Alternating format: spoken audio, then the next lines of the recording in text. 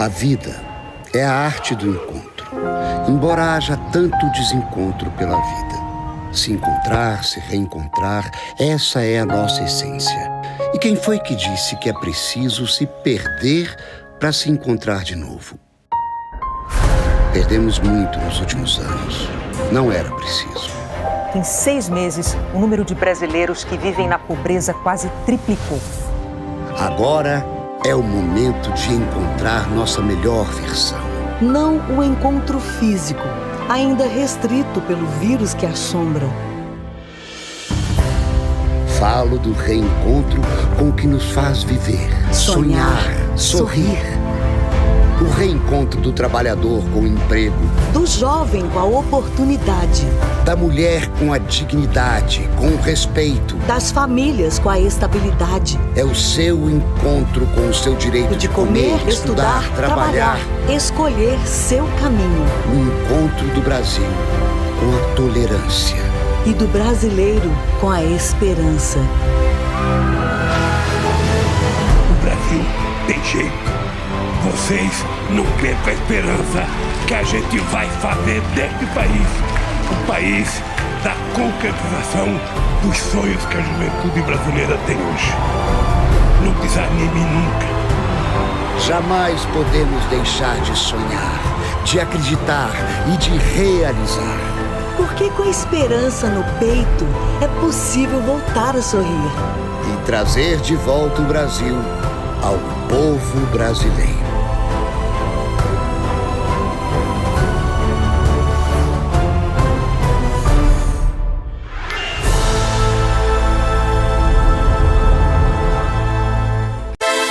Jornal Rádio PT. Informação e luta popular. Com Amanda Guerra.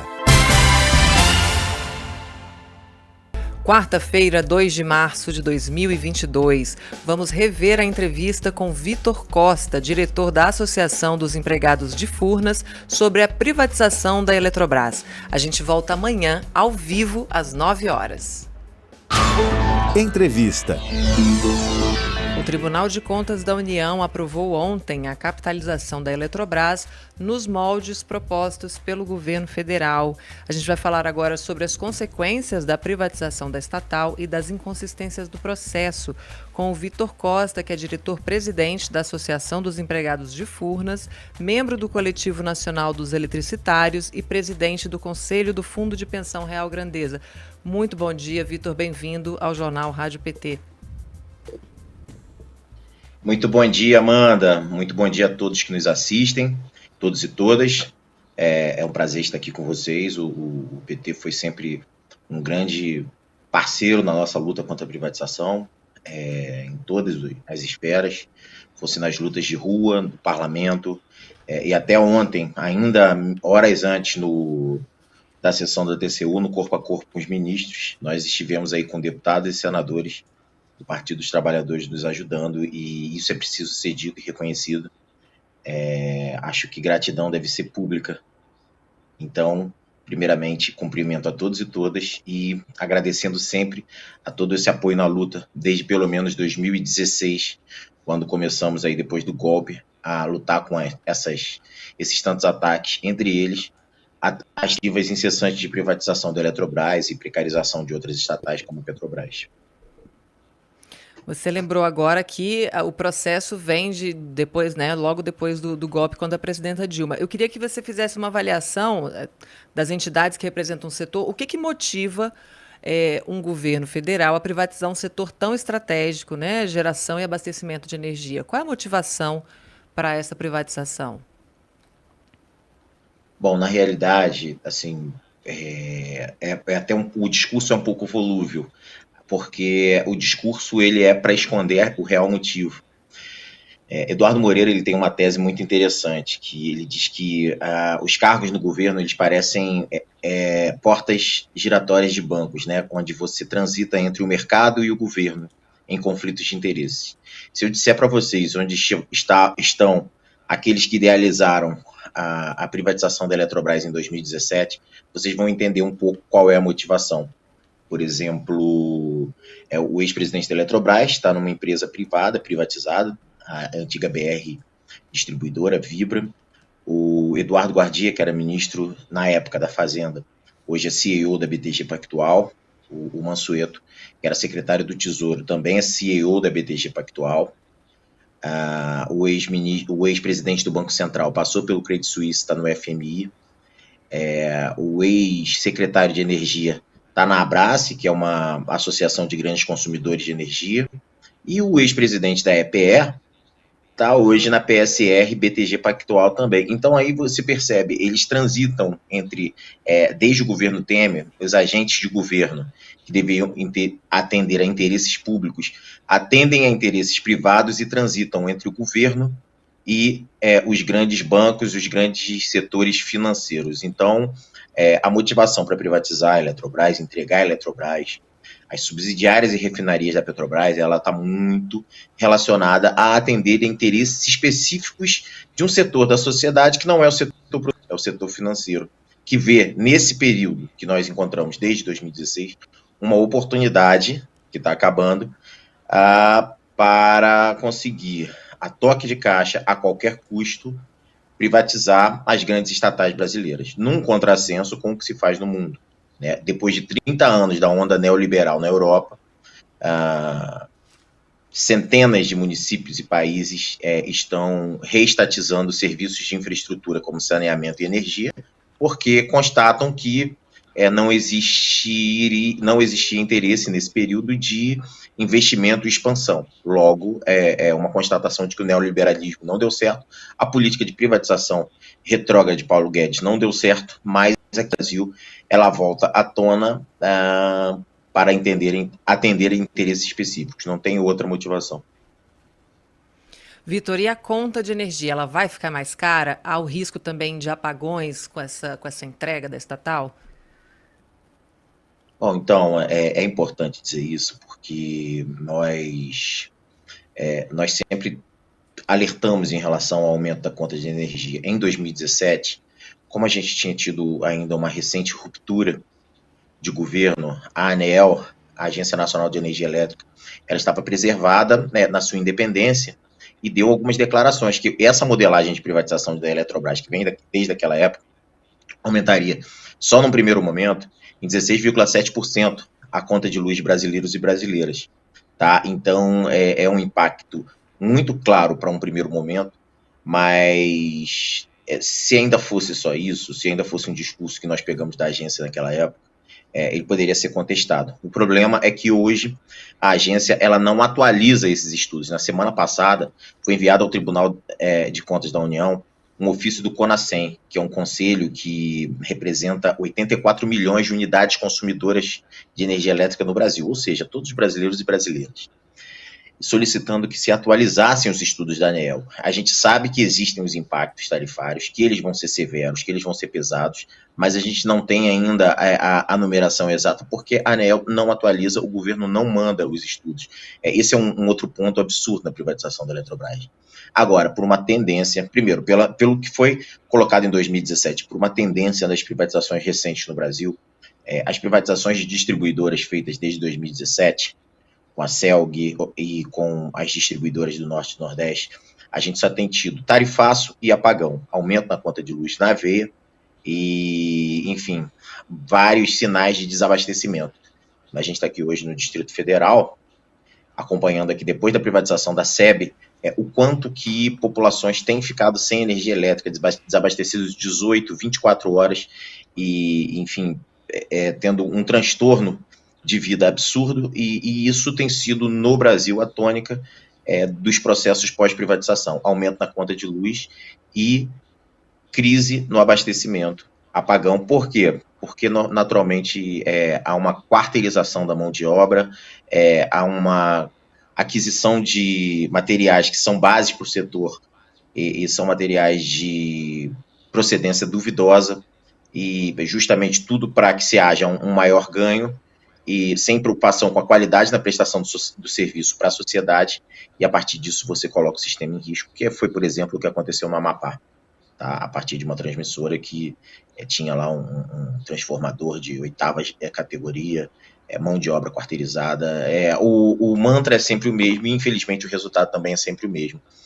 Nós temos a chance disso acontecer agora numa eventual privatização da Eletrobras, mas temos muita luta pela frente, ainda temos capacidade de resistir. Você bem lembrou a situação da SEB, e eu me lembro que a empresa privada que agora, né, faz o trabalho que fazia a estatal aqui no Distrito Federal, deixou no escuro uma maternidade e toda a ala infantil de um hospital público por mais de 20 horas. Então, a gente tem essas situações mesmo. Ô Vitor, me conta uma coisa. A população brasileira, que é a maior interessada, né, no caso, tem dimensão do que está em jogo? O brasileiro sabe que paga a segunda maior conta de energia do mundo e que pode pagar a primeira em breve, caso esse processo vá adiante? Enfim, no Brasil de hoje, como a gente está sendo... eu acho que Nelson Rodrigues dizia bem, né? O absurdo perdeu a modéstia no Brasil. Então, todo dia é um absurdo maior. E se a gente pensa, bom, vai vir a privatização, e daqui a um ano, né, com o processo de descotização, a gente vai ter o aumento das contas de luz. Aumento além do que a gente já tem hoje, né? Enfim, mas pagando a segunda maior conta do mundo, como você bem colocou.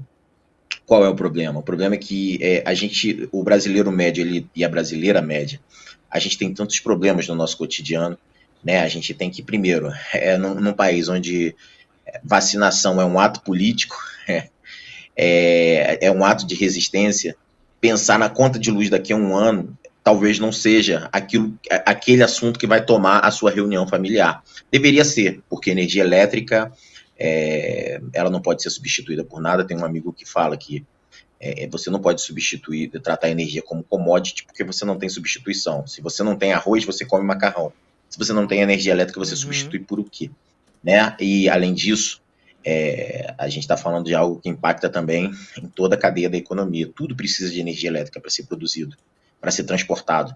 Então, quando a gente fala de aumento na conta de luz, está falando, sim, de um impacto em toda a economia, de inflação na V e, enfim, de elementos que podem mudar a qualidade de vida das famílias brasileiras, da indústria brasileira, da concorrência na indústria brasileira, e, por si só, fazer com que o Brasil passe a ser cada vez mais dependente de outros países que são os interessados na privatização da Eletrobras, lamentavelmente. Mas, enfim, só retomando a sua pergunta, eu penso que não há uma clareza muito grande sobre o tema, porque não é um tema tão fácil de ser discutido, por falta de estudos claros da própria Agência Nacional de Energia Elétrica e do Ministério de Minas e Energia. Essa discussão não pode ser ampliada. O que a gente tem são alguns estudos sendo atualizados, alguns estudos por nós, e, por exemplo, olha, que absurdo, não foi uma projeção da CUT, né? Foi uma projeção da Fiesp. A Fiesp acredita que, nesses 30 anos de privatização das novas concessões, que são projetadas para pós-privatização da Eletrobras, a gente vai ter um incremento nas contas de energia elétrica de 460 bilhões de reais. Se as pessoas tivessem condição de perceber o quanto isso impacta no bolso de cada um e de cada uma, a discussão seria um pouco mais realizada pelas famílias, com certeza. O Jornal Rádio PT de hoje recebe o Vitor Costa, diretor-presidente da Associação dos Empregados de Furnas e membro do Coletivo Nacional dos Eletricitários. A gente tem aqui a participação também do público, Vitor. A Josi Negreiros diz aqui que dor, né? A Eletrobras sendo entregue para estrangeiros e a preço vil, com o aval do TCU. Não somos e não temos mais Brasil, somos um retalho internacional sob o comando de empresas multinacionais. O Pedro Bicudo também aqui se indigna, diz que é uma vergonha a privatização aprovada pelo TCU. O Vicente Godo diz que o PT precisa brecar urgentemente o processo de privatização, né? E a Jeanette Marzola diz que tem um decreto para privatizar parques no Rio, São Paulo, Minas, com financiamento do BNDES, né? Querem destruir tudo, prejudicar as pessoas e enriquecer alguns poucos. E a gente tem uma pergunta aqui da Josi Negreiro. Vitor, será possível barrar esse processo todo de privatização até a segunda fase de definição do preço da ação? E a ortoga de 23,2 bilhões condiz com o valor da empresa? Bom, primeiro agradecer a pergunta. Ela já está entrando um pouco no ponto que foi colocado ontem no TCU. Primeiro, se vai ser possível barrar. Bom, é importante dizer que nós lutamos contra a privatização. O governo federal, na época, o governo Temer, anunciou o interesse em privatizar a Eletrobras em 21 de agosto de 2017. De lá para cá, a gente vem fazendo uma resistência muito forte em todos os campos possíveis, dentro do parlamento, nas ruas, nos tribunais, nas redes sociais, e, enfim, a gente, na própria imprensa, na grande mídia, em canais como esse aqui, a gente está sempre pronto para fazer a resistência com argumentos e tentando, principalmente, denunciar tudo aquilo que o governo vem fazendo. De lá para cá, a gente já resiste a 2 governos, são 3 ministros de Minas e Energia de orientações completamente diferentes. Enfim, o que eu costumo dizer para os meus pares, para os trabalhadores também, as trabalhadoras, é que a gente já conseguiu chegar até aqui. A gente sabe que o governo avançou bastante depois de uma medida provisória convertida em lei, ontem, depois do primeiro acórdão do TCU, mas esse governo dura menos do que o tempo de uma gravidez, que são 9 meses. Em outubro a gente já tem um processo eleitoral, a gente tem toda uma indicação de mudança de governo, e eu acho que assim, agora é a hora do sprint final. Não basta só que os eletricitários resistam. É hora de brasileiros e brasileiras estarem unidos em consolidação de forças para resistir à privatização da Eletrobras. Algumas pessoas até começam a arrefecer um pouco a resistência e dizem, olha, em anos eleitorais a gente não tem privatização. As privatizações elas acontecem em anos eleitorais desde sempre. No governo Fernando Henrique, a Embratel foi privatizada 10 dias depois da gente perder aquela final da Copa do Mundo para a França de 3-0. As pessoas que todo mundo vai lembrar. Agora mesmo, em 2018, 6 distribuidoras de energia elétrica que pertenciam à Eletrobras foram privatizadas no segundo semestre no governo Temer. Então, o governo vai querer privatizar e cabe a nós fazermos todas as denúncias, estabelecermos as nossas trincheiras e fazermos a nossa resistência como nós temos feito. Fizemos por muito tempo no Congresso Nacional. No TCU, o governo pensava em passar até o final de agosto a primeira fase e só passou ontem, 15 de fevereiro. Então percebam que o processo, quando é poluído e assodado, como é o caso da privatização da Eletrobras, cheio de números escandalosos, fraudes denunciadas, há sempre uma dificuldade maior de se seguir adiante. Por quê? Por mais que em algum momento eles passem, todo mundo quer saber o porquê de tanto descasamento de contas, né? Então, e quando a telespectadora fala de 23 bilhões de reais, seria aí a parte que cabe ao governo no bônus de outorga. Ontem nós vimos aí a deflagração, né, a partir de uma exposição brilhante, fantástica do ministro Vital do Rego, do quanto a Eletrobras está sendo subavaliada nos seus valores de venda, que na verdade, assim, a venda hoje, o valor percebido, o valor adicional da concessão, está sendo percebido em novas concessões de 22 usinas hidrelétricas, que equivalem a praticamente metade do parque hidrelétrico brasileiro. E quando ela fala de 23 bilhões, ontem o ministro... Porque uma parte dos valores recebidos vão para a CDE, que seria a Conta de Desenvolvimento Energético, que seria basicamente a tentativa de diminuir um pouco os impactos na conta de luz, que são impactos altos, reconhecidos pelo governo, mas não resolvem tudo, ou pelo menos resolvem muito pouco, e o restante que iria para o governo seriam 23 bilhões. Ontem, pelas contas apresentadas e muito bem apresentadas pelo ministro, esses valores deveriam ser tanto da CDE quanto aquilo que seria percebido como bônus de outorga pelo governo, o dobro do valor. Então a Eletrobras está sendo vendida pelo menos pela metade do preço. E esse é o escândalo, por isso que até alguns canais, que são canais mais tradicionais de direita e de mercado, apontam essa privatização até de uma forma caricata como Black Friday da Eletrobras, né? E é contra tudo isso que a gente tem que resistir. Vitor, e as 22, também tenho aqui uma pergunta que coincidiu com a minha, sobre as 22 hidroelétricas da Petrobras, que detêm 50% dos reservatórios do país, elas estão completamente amortizadas, ou seja, está tudo pago, né? Então é correto a gente afirmar que o povo pagou por esse investimento, por esse patrimônio, e agora, de uma hora para outra, ele vai ser entregue. É correto afirmar isso? Só fazendo a correção, Eletrobras. E, na verdade, exatamente, são 22 hidrelétricas, 2 ou 3 delas, elas vencem a concessão agora e seriam amortizadas agora, eles estão antecipando a renovação, eu estou falando aí de Tucuruí, Mascarenhas de Moraes e Curuaruna. Mas as outras 19, todas elas já foram amortizadas pela sociedade, tá? E a projeção deles para que fique mais claro para o grande público. Eu tenho um amigo que ele faz uma analogia perfeita, pelo menos para mim. É como se a gente imaginasse um financiamento de 30 anos, que é o tempo que dura normalmente uma concessão de hidrelétrica, o financiamento de um apartamento, onde você paga o financiamento, né, e o condomínio. 30 anos depois, você pensa, bom, agora eu só vou pagar o condomínio. E eles dizem, não, vamos lá, a gente está zerando a conta e você vai pagar o financiamento novamente.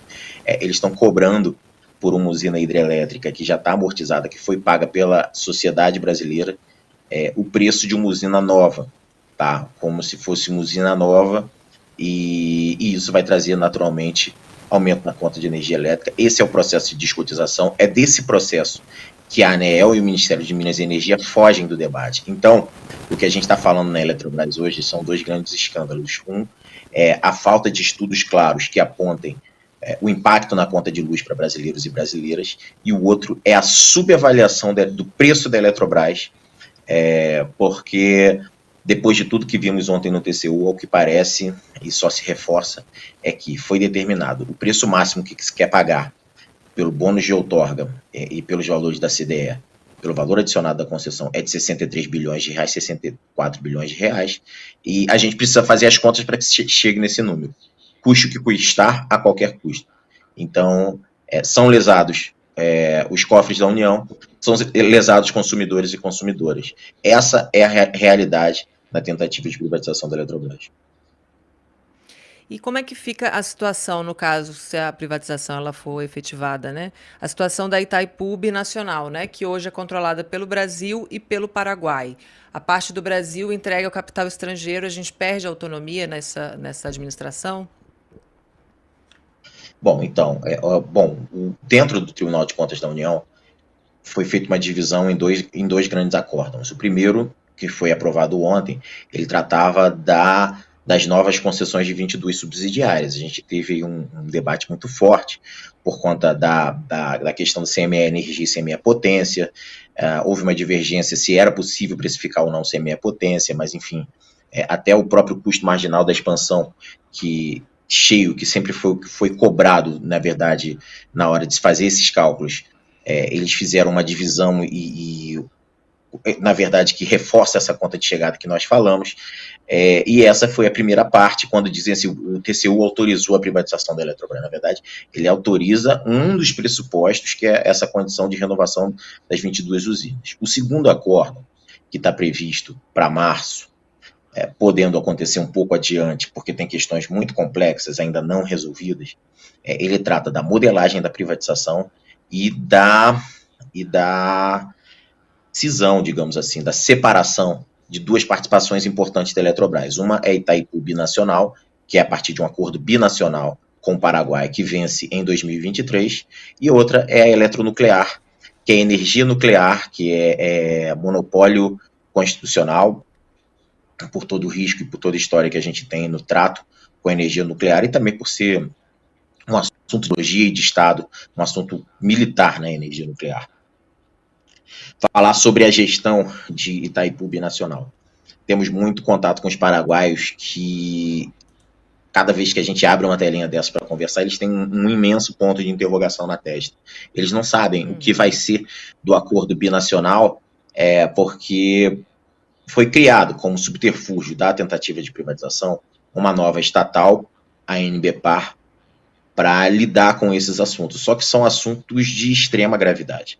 Se a gente parar para pensar, uma estatal que a gente não sabe nem se foi constituída nas bases da Lei 13.303, lidar com governança internacional, energia, gestão de obras de Angra 3 e avaliação do melhor preço possível de energia de Itaipu para os brasileiros, brasileiras e paraguaias, são assuntos delicadíssimos. que a gente está, em tese, entregando numa possível cisão para uma empresa que nós não sabemos quem é a governança, quais são os conselhos, quem são as pessoas que estão na NBPAR, né?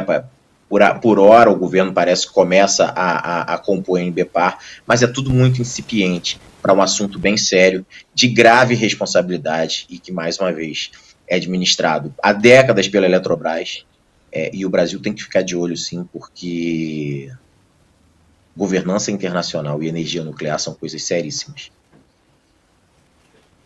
Muito obrigada pela sua participação, Vitor. Como você falou no início da nossa conversa, o PT sempre esteve ao lado, né, da categoria aí pela luta contra a privatização, e eu sigo deixando aqui esse espaço em aberto também para vocês voltarem e a gente continuar a discutir o tema. Muito obrigada pela sua participação. Eu que agradeço e volto a lembrar que sempre contamos com o partido, continuaremos contando. E aproveito para convocar todos e todas que nos assistem para conhecer o nosso canal de luta, o Salve a Energia. No Salve a Energia vocês vão poder acompanhar os nossos tuitaços, todo o nosso bloco de resistência, que é virtual, mas que nós também, dentro da medida do possível, no momento que a gente tiver uma pandemia mais controlada, e é o que a gente espera, a gente vai fazer as manifestações de rua para denunciar toda a sociedade brasileira, todo esse descalabro que é a tentativa de privatização da Eletrobras.